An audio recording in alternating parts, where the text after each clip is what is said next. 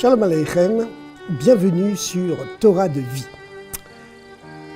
En cette année 1745, 5505 dans le calendrier hébraïque, le jour de Rosh Hashanah, la tête de l'année, le nouvel an juif, qui tombe habituellement entre le mois de septembre et d'octobre, selon le décalage de l'année lunaire sur l'année solaire, Rabbi Israël Baal Shem Tov avait une attitude totalement opposée, totalement différente de celle de toutes les autres années. Les chassidim, ses disciples, n'y comprenaient rien. D'habitude, Rosh Hashanah, le jour du grand jugement, Rabbi Israël Baal Shem Tov, comme tous les maîtres du judaïsme et comme tous les juifs pieux qui se respectent, arborait une attitude stricte, sévère, rigoureuse. Pendant les 10 jours des Teshuvah, les 10 jours de retour entre Rosh Hashanah et Yom Kippour, à plus forte raison, il était extrêmement sérieux. Quant au jour du grand pardon, du grand rachat, le Yom Kippour lui-même, à plus forte raison. Le Baal Shem Tov était d'un sérieux exemplaire. Cette année-là, ce nouvel an, ce Rosh Hashanah 1745, les 10 jours de Teshuvah, les 10 jours du retour, où chacun revient à soi-même, à son identité profonde, à l'étincelle de Dieu qui est en lui, à son véritable moi, sa véritable identité. Le jour de Yom Kippour, qui coiffe et culmine tout cela, le Baal Shem Tov avait changé d'attitude. Il dansait de joie au milieu de la synagogue, il resplendissait de bonheur, d'allégresse rayonnante. Les chassidim, les disciples, n'y comprenaient rien, mais n'osaient pas lui poser de questions. Il fallut plusieurs mois avant que les disciples n'osent questionner le maître, le Baal Shem Tov, pour lui demander ce qui s'était passé. Le Baal Shem Tov répondit « Écoutez, cette année, un événement exceptionnel, comme il ne s'en est pas produit depuis déjà des siècles et des siècles, va se produire dans le monde. » Quel événement? Une âme nouvelle, une nouvelle âme, une nouvelle émanation de Dieu va s'incarner dans un homme. Or, nous savons que depuis la Kabbalah, et Rabbi Israël Baal Shem Tov était un éminent maître de cette science des secrets de la Torah, la Kabbale, nous savons, d'après la Kabbalah, que depuis déjà plusieurs siècles, aucune âme nouvelle n'est descendue. Toutes les âmes qui descendent, lorsque on est déjà quelques siècles avant la venue du Messie, ce qu'on appelle l'avant-veille de l'ère messianique, eh bien, toutes les âmes qui descendent, qui s'incarnent, sont de vieilles réincarnations qui ont déjà vécu plusieurs vies, beaucoup de vies même, et auxquelles on donne une dernière chance de revenir, finir les parts de leur mission qu'ils n'ont pas encore réalisées sur cette terre. Mais cette année, dit le Baal Shem Tov, un événement exceptionnel a été décidé dans le tribunal du ciel. Une âme nouvelle va descendre pour dévoiler un nouveau chemin de spiritualité dans le judaïsme, un chemin qui éclairera le monde jusqu'à la venue du Messie. Le Baal Shem Tov continua. Normalement, lorsqu'une âme prépare sa descente sur la terre, on lui donne une année entière de préparation. Mais quand il s'agit d'une âme nouvelle, et une âme nouvelle en cette année 1745, cela fait déjà des siècles qu'il n'en est pas descendu une seule, on lui donne 3 années de préparation. Et cette année, une âme nouvelle descend. Je ne sais pas pourquoi, dit le Baal Shem Tov, notre génération a mérité de recevoir un tel cadeau, un nouveau chemin qui va s'ouvrir dans la compréhension de la pratique de la Torah et des mitzvot, car cette âme nouvelle, justement, est destinée à ouvrir un nouveau chemin dans la pratique du judaïsme, dans la spiritualité humaine. Mais c'est ainsi, nous l'avons mérité. Par contre, continua le Baal Shem Tov, on me cache du ciel chez qui descendra cette âme, dans quelle famille elle descendra.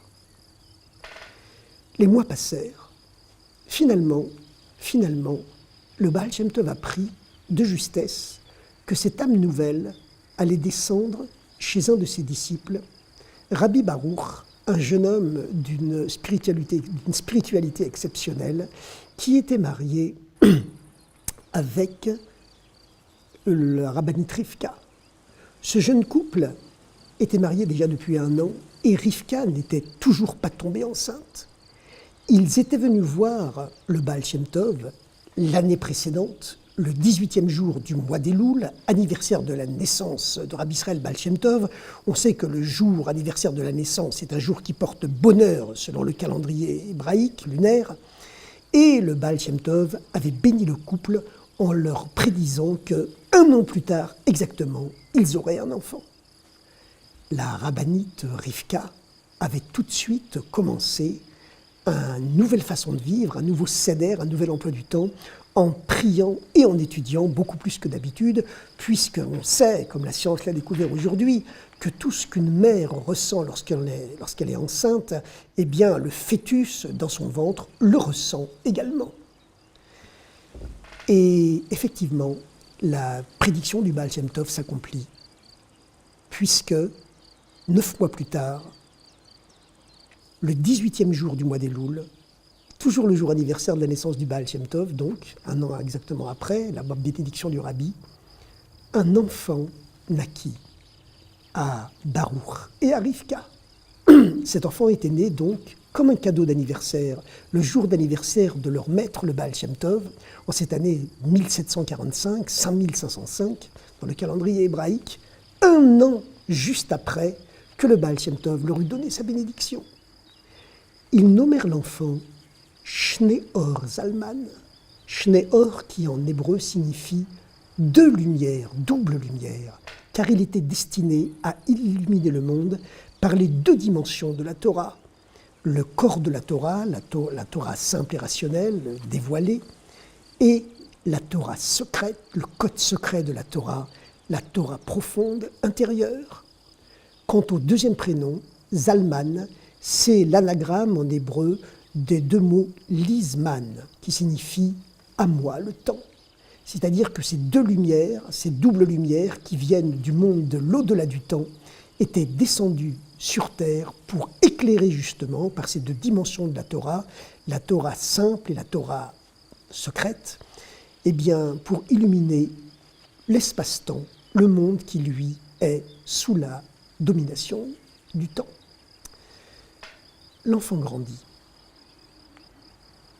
mais quelque chose de bouleversant se passa à ce moment-là. Rabbi Israël Baal Shem Tov, qui brûlait de désir de rencontrer cette âme nouvelle, reçut l'interdiction du tribunal céleste de rencontrer l'enfant.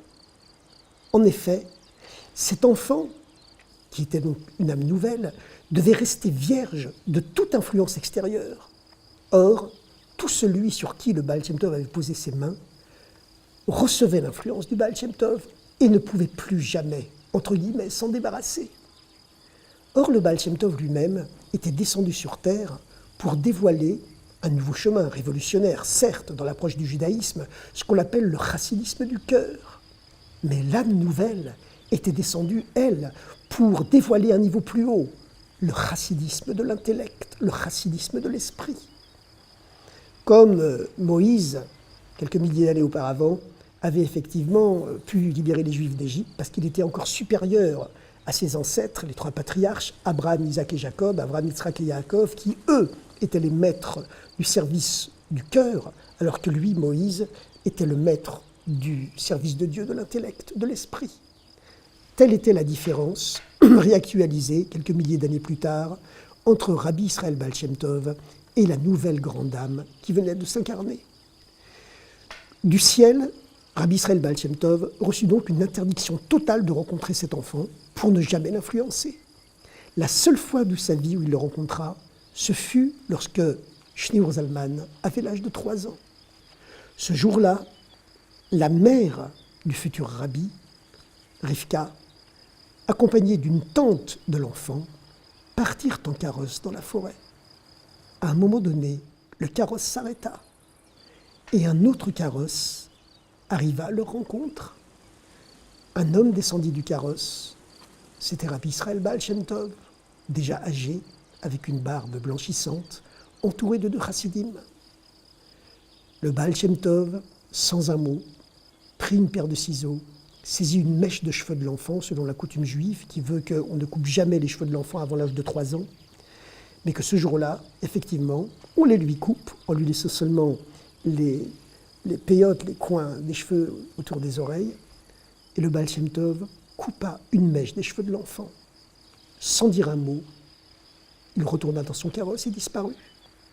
Plus tard, l'enfant demanda à sa mère et à sa tante qu'il avait accompagné. Mais qui était cet homme avec sa barbe blanche? Sa mère lui répondit, c'était le grand-père. Et toute sa vie, Rabbi Israël Baal Shem Tov fut considéré par Shneur Zalman comme son grand-père. L'enfant grandit et le Baal Shem Tov quitta ce monde. Le jour où il quitta ce monde, il confia à ses plus proches disciples « Depuis que l'âme nouvelle est descendue sur terre, ma vie tout entière est devenue un sacrifice. Chaque jour, j'ai brûlé du désir de rencontrer cette âme nouvelle qui était capable de m'illuminer davantage.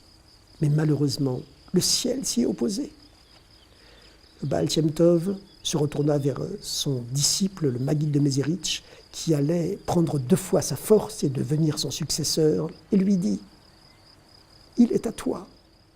C'est à toi que le ciel l'a réservé. Il viendra te voir tôt ou tard. Et ce jour-là, sache qui tu as entre tes mains et quel soin exceptionnel cette grande âme nécessite. » Il était minuit, le Baal Shem Tov avait annoncé que, à cet instant fatidique de minuit, son âme quitterait ce monde et qu'à ce moment-là, toutes les horloges de la maison s'arrêteraient. C'est ce qui se passa. Le Maguid de Mézérich succéda au Baal Shem Tov, prit 2 fois, dit-on, sa force spirituelle, mais il fallut encore attendre plusieurs années pour que Shneur Zalman se rende à Mézérich pour y rencontrer le nouveau rabbi.